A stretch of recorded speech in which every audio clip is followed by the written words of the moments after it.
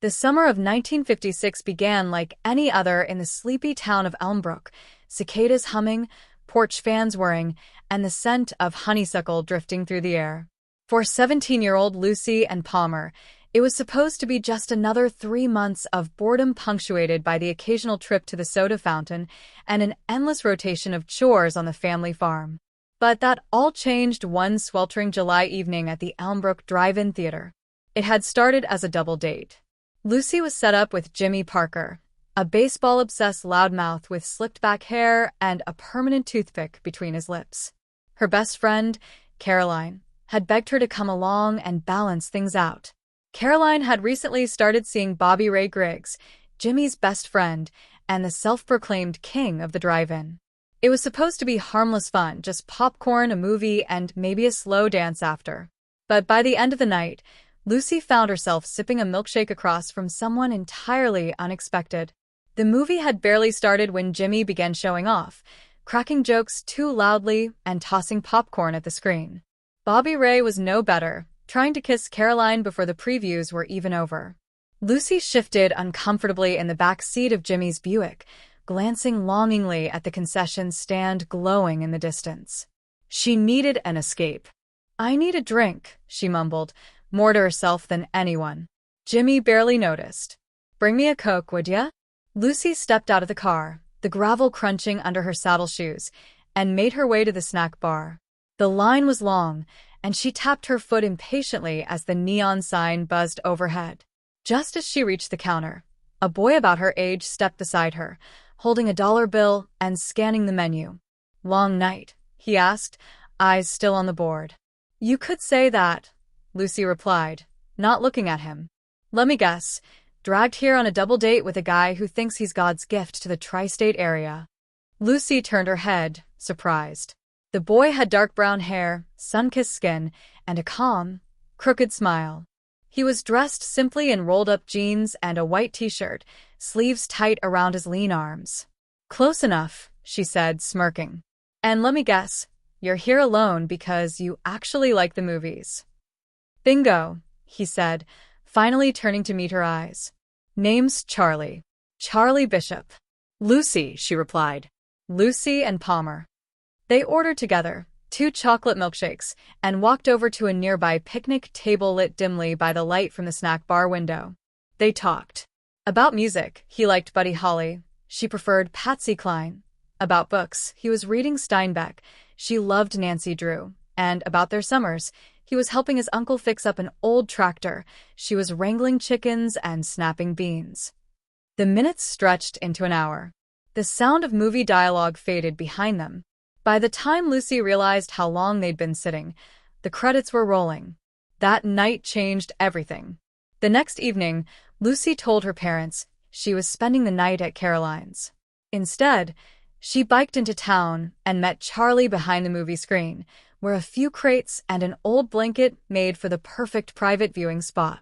They watched James Dean smoke and brood and fall apart, their hands brushing once, then again, then finally intertwining. For the next 3 weeks, every Tuesday, Thursday, and Saturday, Lucy and Charlie met in secret. They walked the dirt roads outside town. They sat on the hood of his truck and counted stars. They slow danced in the back room of the soda shop when no one was around. He carved their initials into the underside of the old covered bridge.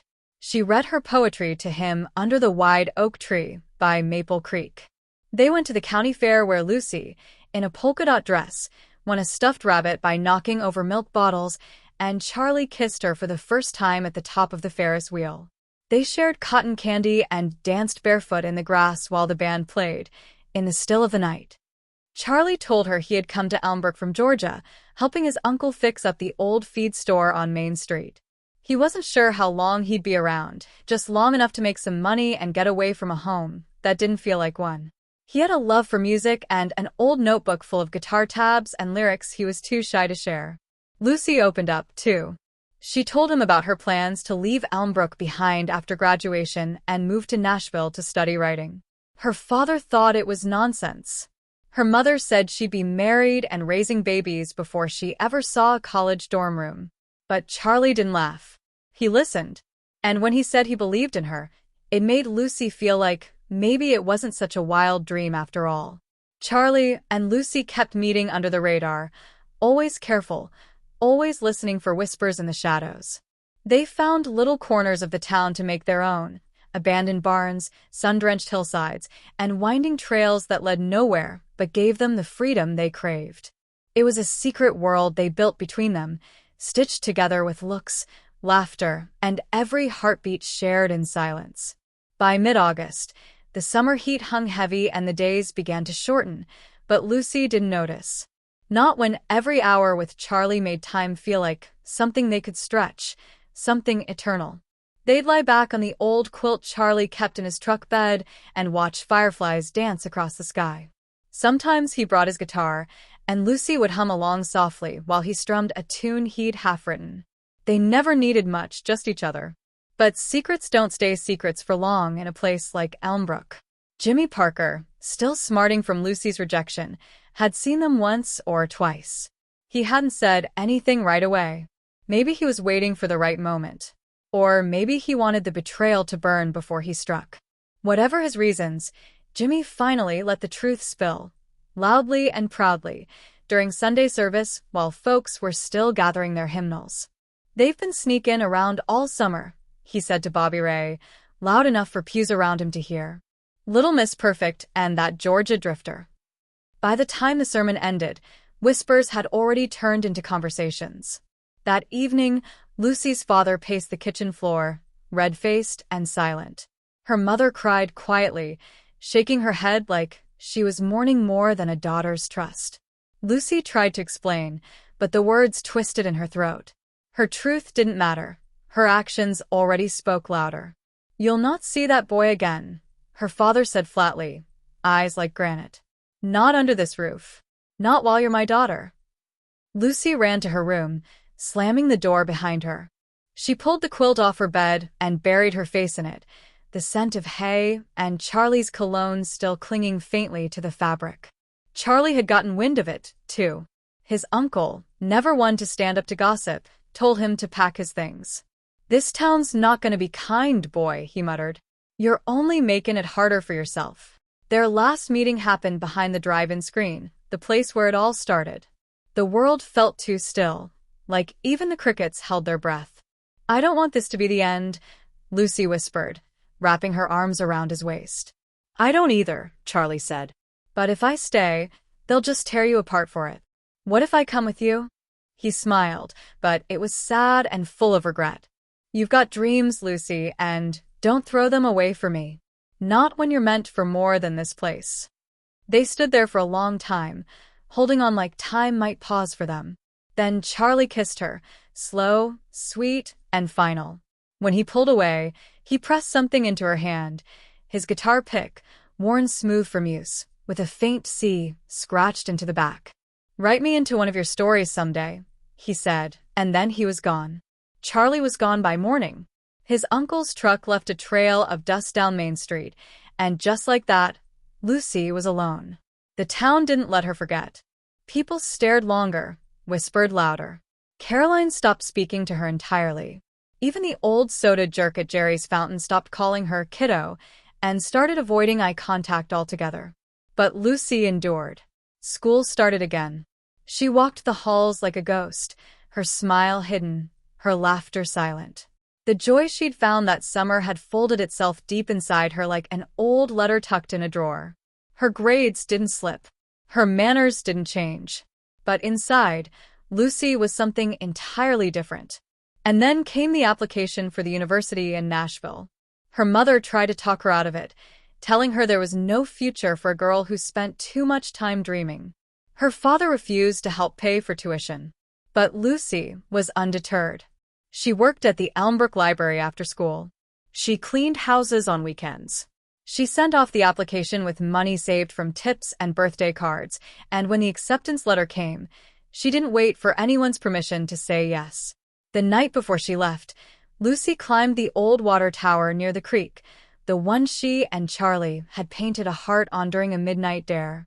The paint was fading now, washed pale by rain and time. But it was still there. Still theirs. She sat there until the sky lightened with dawn. Nashville was a different world, buzzing, alive, loud with hope. Lucy rented a room above a diner and enrolled in classes for journalism and creative writing. She worked the morning shift, wiping counters and pouring coffee for musicians and travelers and night owls. And every evening she wrote. Her stories were full of small towns and summer nights, fireflies and jukeboxes. She wrote about heartbreak and bold girls and boys with dreams bigger than the county line. And she wrote about Charlie. Always about Charlie. Sometimes she gave him different names. Sometimes he was older or from a different place. But it was always him.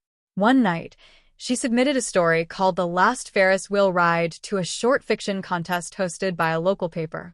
Weeks passed. She forgot about it. Then, one morning in the diner, her professor burst in waving a newspaper.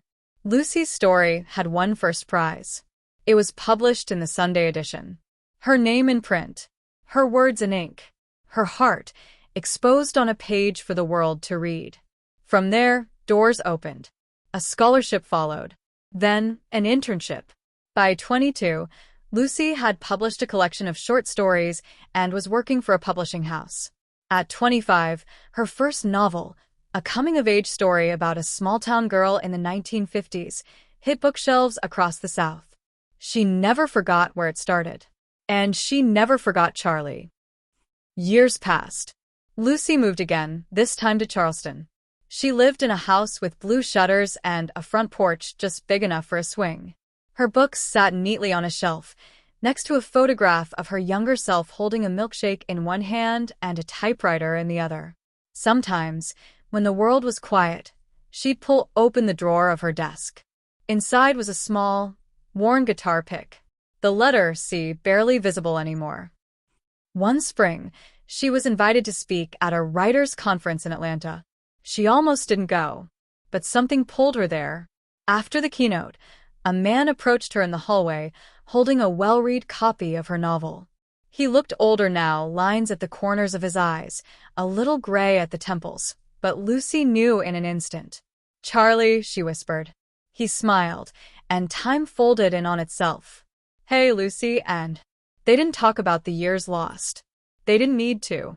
They spoke like they always had, like no time had passed. He'd opened a music shop outside Savannah. Never married. Said he always kept an eye out for her name on bookshelves. She touched his hand. "You're in everyone." That night, they walked the streets of Atlanta with milkshakes in hand, just like old times. Under the glow of street lamps and the shimmer of moonlight, they laughed. They remembered. And for the first time in decades, Lucy didn't feel like she was missing something. Because the truth was, she never lost him. Charlie had always been there, in every story, every summer night, every page she'd ever written.